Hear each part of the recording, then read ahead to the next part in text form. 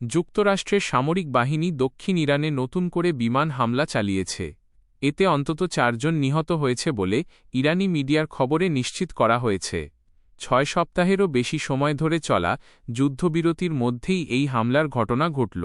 যুক্তরাষ্ট্রের central command CENTCOM এক বিবৃতিতে বলেছে, ইরানের ক্ষেপণাস্ত্র ঘাঁটি এবং সমুদ্রপথে মাইন পুঁতে রাখার চেষ্টায় লিপ্ত স্পিডবোটগুলোকে লক্ষ্য করে মার্কিন বাহিনী হামলা চালিয়েছে।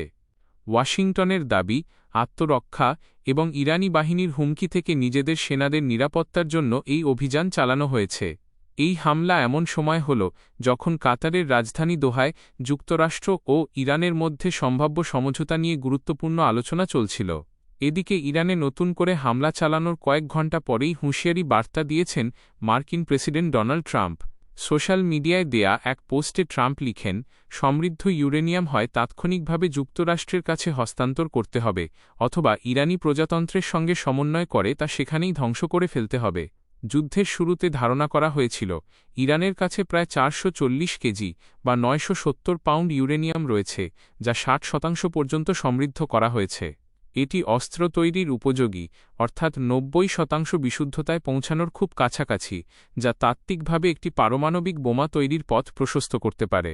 ট্রাম্প বারংবার হুঁশিয়ারি বার্তা দিয়ে আসছেন যে ইরানের কখনোই পারমাণবিক অস্ত্র থাকবে না।